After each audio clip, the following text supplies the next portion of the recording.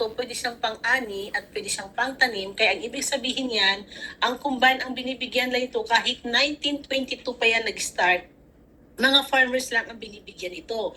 Ngayon, na-introduce lang ito sa public noong 2016. Ibig sabihin, pag na-introduce na sa public, hindi lang mga farmers ang makaka-access, kundi everyone can access na. Ngayon, everyone can apply na dito kahit mga visitor, mga student, temporary foreign worker, wag lang ang visitor. Okay? PR and Canadian citizen. And this one is covered from US and Canada. Kasi sinabing combined machine yan kasi mga farmers lang before ang binibigyan nila. Natagpuan ko ang combined 2018. Okay. Sorry po, pasok ang international student. Yes, international, temporary foreign worker, wag lang visitor. Ha? Okay, lahat except visitor. Oo, basta except visitor lang. Okay po. Okay? So, ibig sabihin sa PR and citizen, of course. At saka, siyempre, I just want to introduce to you kung paano ka-stable ang company na to, right? Kasi sabi mo nga, you just only hear it right now. Kaya kung titingnan mo, kung i-search natin, Chubb shares, meron ba itong shares company? Ibig sabihin, they have their own shares ang Chubb, right? Kasi kung titingnan mo ang shares of stock nila, they have per unit nila ng 250 per 90. Ibig sabihin, if you have 250 per 90, ibig sabihin, that is a huge share, right? Ang sabi nga nila, the oldest insurance in Canada is Manulife. Pero kung titingnan mo ang shares of stock ng Manulife is only 33.30. Not even 1/4 of it. Di ba? E magkano ang Chubb is 250. Ang sabi pa nila, the fastest company here is sinasabi nilang Apple. Kaya kung titingnan mo yung Apple shares, para siyempre to Apple price pa rin tayo, is only 182. Isa na rin dito yung Tesla. O sino yung mga Tesla dyan? Tesla shares, tingnan mo, 199. Pero look what yung mga Tesla Chubb is dyan. 250. Kaya kung, as I said nga, and tingnan mo yung market cap niya, 100.2 billion yan. Is only 150,000 billion. Tingnan mo, 100.2 billion na. Okay, so stable ang company, right? At saka specialized tayo ng supplemental. Ba't sinasabing supplemental? Kasi ang supplemental kasi, it only filling the gap kung ano ang wala tayo. Bakit ko sinabing i-filling mo ba? Kung baga blind spot lang natin ito. Kasi marami tayong mga insurance na. For sure, meron ka ring life insurance, may group insurance ka. Eh kung nasa government ka, for sure, meron ka ring municipal insurance, correct? Di ba, Lay? Meron ka nun? Yes po. Okay, so kompleto ka. So, and we are rated by AM Best, ibig sabihin, we are A+ superior, ibig sabihin maganda ang report ng ating company. And take a look the financial statement natin. Di ba sinabi ko kanina, kung tayo naghahanap ng company, making sure the company is stable, hindi nag-undergo ng bankruptcy, and the company pay claims. Why is very important the company pay claims? Kasi ito kasi is a living benefit. Pag sinabi kasing living benefit, ikaw ang nakikinabang habang nabubuhay kasi you don't need to die to get the benefit. That's the good thing about this one. Kasi katulad niyan, my experience, I speak with my experience kasi nanganak ako 46 years old. O, di ba? What do you expect of 46 years old na tigulang na? O, di ba? So, ibig sabihin, tigol. So, ibig sabihin, may edad na pabalik-balik ako sa hospital. Every time I go to the hospital, they pay me. And I have 3 years old right now. So, ibig sabihin, they pay me. I got clean. Free lang naman ang hospital. Yes, hospital is free. But, of course, if people may not to the hospital, nasikita mo naman kasi nasa hospital ka, they make hindi sila makakapagtrabaho, right? Because no work, no pay. And look at the asset of combined. We have 3.5 billion money. Ibig sabihin, that's a billion money na asset na pwedeng nandyan lang yan. Ibig sabihin, they haven't touched it. Okay? And then look at that. They have 3.5. Ibig sabihin, surplus, yung sobrang pera na hindi natin nagagalaw yan. That any time that we can access that money. Okay? And look at the statistic mula ng 2012 hanggang 2022, how many people that they paid already, including sa amin. At saka kasama din yung mga naka-COVID o sinong hindi naka-COVID dito. Ibig sabihin, in my family, we are all experienced get COVID. So it means to say they pay you if you get sick or injured, right? 27.36 billion ang nabayaran na nila. Okay? And of course, kahit during COVID time, we make billion that time. Siyempre, for the past 2 years, walang ginawa. Right? Kaya nga, meron kami sinasabi na training allowance. So those people has affected by COVID, giving them some chance to change their life, to change career. Sa mga newcomers, ibig sabihin nun. So ibig sabihin, they're giving you chance na pwede kayo mag-aral and giving you a full, pag kayo ang walang trabaho, so you're giving you 20,000 grant. training allowance for those people that having part-time. Why not? 11,600 is still money. Di ba? Pwede pa. You can keep the money, you can use it whatever you want, right? So, of course, I can explain that one later on. Tinan mo nung 2022 statistic nila. Okay, nakapagbayad sila ng 120 million ang binayaran nila sa mga taong nag-claim. Almost 1.9 every working day they're paying them, right? So, sabi ko nga kayo say kanina, we are rated by AM Best. So, ibig sabihin, A+ superior. So, if you have a highest rate as katulad ng BBB, right? Business Bureau, ibig sabihin yan, if you have that kind of rating, you're good, right? So, of course, I need to understand also your need, right? Kasi, siyempre, make sure that we understand and you are prepared for the unexpected. Ibig sabihin, what is your biggest concern? Kasi tinatanong ko lagi yan kasi siyempre, I just need to understand what is the need of my client, right? Meron ka na bang protection for your paycheck? And what we know, so sinabi kasing protection for your paycheck, they are talking about disability. Alam mo naman natin, ang traditional na disability, you need to wait longer period, right? Meron din 1 year na waiting period, meron 6 months, 3 months, 2 months, 1 month, or 2 weeks, or 1 week lang. Pero the shorter that we are waiting, ibig sabihin that's so expensive, right? The longer that we waiting, ibig sabihin yan is more cheaper or affordable. But the thing is, by the time na mag-wait ka na, magaling ka na, right? So, it depends what we need, right? So, meron naman sinasabing protection for family lifestyle sa mga tao ito na may mga mortgage, right? Temporary na merong dumating dito. Of course, it's really good na meron tayong life insurance. If something happened to us, right? We are not a burden to our family, right? Now, how about protection for any critical condition? Ang ibig sabihin naman ito is critical illness. Dito, what we have in here, we have daily critical and we have also lump sum. And of course, you make sure you need to survive if something catastrophic event, like ibig sabihin mayroong dumating na sa atin due of critical condition, katulad lalo na yung big three na yan, heart attack, stroke, and cancer. Sure, if people may hit with that kind of condition, they can survive for 1 year, right? Ibig sabihin, they can, kaya nila. So ito yung aming ginagawa ni Lev. Ibig sabihin, we are protection for unexpected, especially expected for medical expense, kasi alam natin na marami tayong mga expected expenses, right? Katulad ng mga needs natin every day, not only mortgage natin, renta natin, mga kuryente, right? So, telepono, that's all the expenses that we are expecting and mga gastusin sa mga anak natin, right? And of course, I need to understand, at siyempre, gusto ko rin maka-relate sa'yo, Lay, right? As you said, sabi mo nga sa akin kanina, you still working right now, or same with me. Kasi kaya nga, nagtatrabaho tayo kasi kailangan natin ng tons of money, right? That's the reason we're working. Yan ang totoo, di ba? Lev? Yeah. Yes. Kaya kailangan natin ng maraming pera, right? Kasi may mga bills tayo Maraming na bills binabayaran. dito sa Canada, hindi free. I know. Ewan ko lang kung makaka-relate pa kayo dito. May minsan, napapadala pa tayo ng pera sa Pilipinas. Alam mo naman, likas na matulungin, right?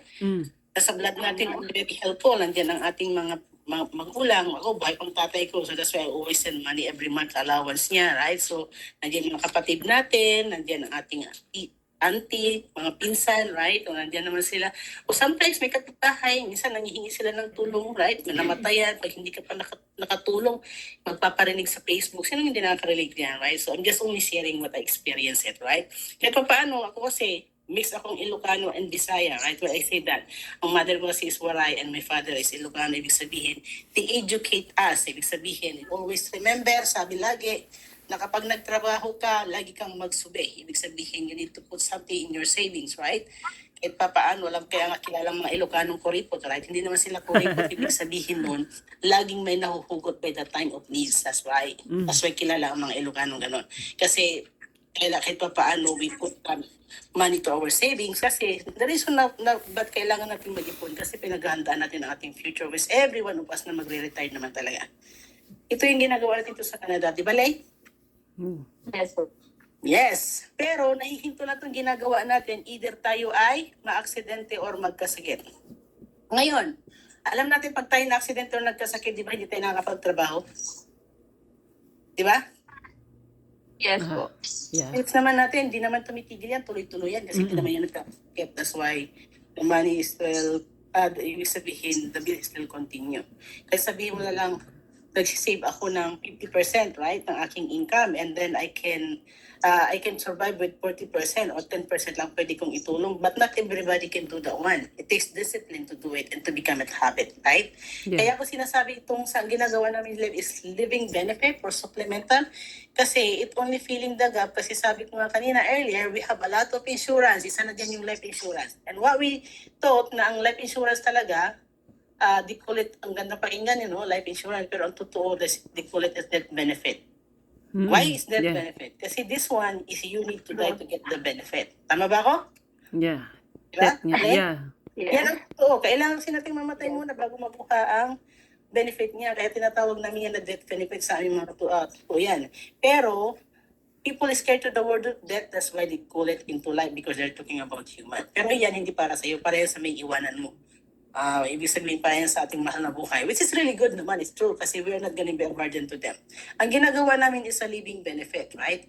Ang kagandahan ng living benefit, it pay us alive. Ibig sabihin, ikaw nakikinabang na nabubuhay, which is better, right? In my experience nga, katulad ng sinabi ko earlier, na ilang beses ako bumalik sa hospital, so they pay me 8,800, so still pera, di ba? So ito kasi, pag meron kang coverage ito, I explain ko na lang sa iyo, ha? Kasi pag ibabasahin ko lang ng ganito, it might be boring, right? So ito kasi dalawang plan.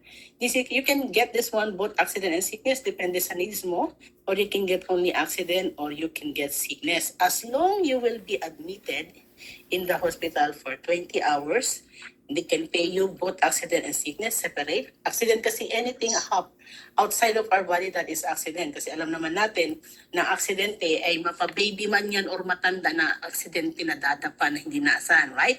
Pero pagdating ng sickness, anything inside of our body, expect sabihin niya our internal organ, ibig sabihin yun. Nagkakaedad, kaya ang sickness, it depends to our age, okay? Isa-summarize ko siya. Okay lang ba, Lay? Okay. Pag tayo kasi na-accident Okay po. o nagkasakit dito, babayaran tayo ng 5 way. Ibig sabihin, 5 ways to pay. Ibig yung 5 ways tayo babayaran nito. Unang-una man talaga, pag tayo na-accident o nagkasakit, di ba, na-hospital? Di ba, Lay? Yeah. Na-hospital tayo, Yeah. right?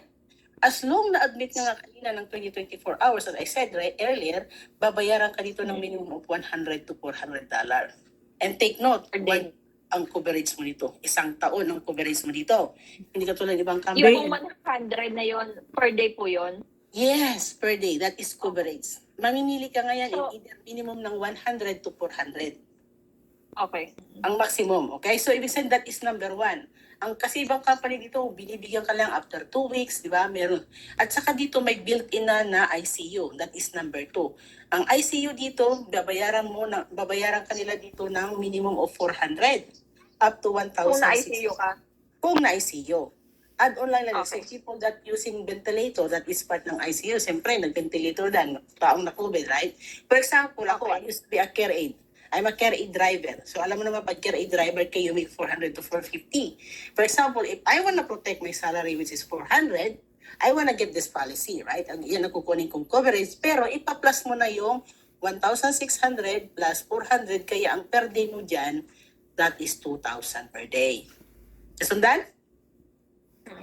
Okay, and take note, this is Yes po. good for 1 year. 1 year din to coverage na to. Isang good for 1 year. If people may not to the ICU for 1 year, they will pay them. Okay. Right? So 1 year of coverage ng hospitalization Sorry, for 1 year ng ICU. Halimbawa kung na-hospitalize ka ng 1 month, so, pera nila 30 That days. is 30. That is, let's say, kinuha mo, that is 400 times 30. Okay? Kung 1 month? Sabi mo? Ate? Hindi. Kako, di ba? Hello po. Lay, naririnig kita. I heard you. Yes po. Okay. Ang question mo kanina, paano pag na-hospital ng 1 buwan? That is 30 days, correct? Yes po. Kung multiply mo yan, either kumuha ka ng 100 per day or 400. Eh, kumuha ka ng 100, di may 3,000 ka, di ba? Ang ibig sabihin nun. Daily. Yeah. Tapos Oo, yung okay? 600 Pero, naman naka-add- ICU. Naka-add pa yan yung ICU, that is number 2. Kasi lima ka babayaran dito, 5 way, right? Number 2 is ICU. Let's say ang ICU is 1,600 ang isang buwan, ang isang day niyan, di ba? So that is 1,600 plus 400, that is 2,000. Ngayon, meron din dito sinasabi na recovery lay. Okay? Pag sinabing recovery, may 10 days minimum yan sila na binibigay sa'yo. And they will pay you up to 3 times depende kung ilang araw na hospital. Let me explain kung ano pa, how it works. For example, explain ko about sa akin. No? Na hospital si Ate Ella mo. Okay? That is number 1. Kasi nag-stay nga ako ng 20 hours sa hospital. Na-admit nga ako dahil high blood nga ako sa anak ko, di ba? Ibig sabihin, high blood, nagkaroon ako ng hypertension due of my pregnancy. Siyempre, nagkaroon during that time, my age, right? So, ibig sabihin, I went to the hospital. Nag-stay ako ng 20 hours doon, ibibigay kaagad nila yung 10 days minimum of recovery.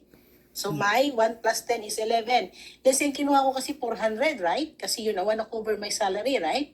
I wanna protect my salary, kaya ang isang araw ko is 4,400. Isang araw ko na yun sa hospital. Nasundan mo, Lay? Okay. Yes po. That's why you're gonna make money, right? So, pag 2 days in the hospital, of course, 10 days of recovery. Pag 3 days in the hospital, 10 days pa rin ng recovery. Pero, meron nangyayari, in some cases, that have my client, ako sarili kong kliyente, taga Guilford, baka kapitbahay mo dyan, taga 150, sabi niyo si Ate Joyce, right? Tumawid lang sa Guilford Mall, o di ba? Sa stoplight, siyempre, mabigat din katulad ko, o di ba, 57 years old na rin na may edad, o di ba? So, ibig sabihin, nag-stay sa Ate Joyce ng 5 araw sa hospital kasi nagkaroon siya. Yan mismo siya pumunta sa Sorry Memorial. Nagkaroon siya ng knee surgery. Okay? So, 5 araw siya na hospital. Ngayon, ang ratio nito, kasi more than 3 days siya, dito na siya sa up to 3 times. Okay? So, 5 times 3 is 15. Ito na ngayon ang recovery niya. Okay? Instead of 10 days. Nasundan mo, Lay? Yes po. Sumubra ng 3 araw, more than, up to 3 times na, di ba? Pero ipa-plus mo pa yung 5 araw niya na hospital siya kasi that is number 10 na recovery, 15 plus 5 days na hospital. Kaya si Ate Joyce bayaran siya ng 20 days of total recovery, multiply by 400, kaya siya nakakuha siya ng $8,000. Samantalang binigay ko lang to sa kanya ng Martes, Huwebes siya nasubsob. So 2 araw lang, di pa nakakuha ng pera sa bangko niya. Take note, tax-free ito. Wala kang babayaran. Oo, okay ako. Is tax-free. Pero itong tatlo na tuloy, kailangan ma-hospital ang tao. Right? Kasi siyempre, something like accident na heart accident na hindi natin inaasahan, mayroon talaga nangyayari yan. What if pag hindi na hospital? Okay? So what if kung hindi mo hospital yan, ikaw i-explain ko. That is number 4. Kasi alam natin pag na-aksidente o nagkasakit tayo, minsan nag-stay lang tayo siguro ng 4 na oras, 5 o 10 oras, that's why we call it outpatient. Okay? Outpatient ang tawag doon. Siyempre, pag na-aksidente ka, malamang nabalian ka, nagkaroon ka ng fracture. Alam mo naman ang sickness, ang sickness kasi ang natatamaan dyan, either catarata, appendicitis, gallstone, right? Ibig sabihin yung mga any kind of surgery, right? That is part ng sickness. Dito babayaran kanila dito ng 10 days of recovery, multiply by 400, kaya kahit pa paano, bawat claim mo is 4,000. Okay? So, pera pa rin yun, 4,000 per claim. Right? Kung ang kinuha mo $100, may 1,000 per claim. And take note, multiple claims. Multiple claim, paulit-ulit lang. And pwede kang mag-apply dito from 6 months old up to 69 years old. O, di ba? And then take note, covered ka until age 85. Bakit 85, Ella?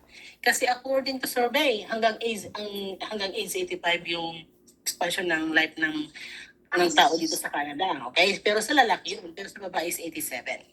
The last one, pang-5, is reimbursement ng ambulance. Why? Kasi ang ambulance, that is not part of our MSP. Ako narerena ko ng 2012. Ako nagbayad ng $85 ko. Ewan ko lang kung magkano na ngayon.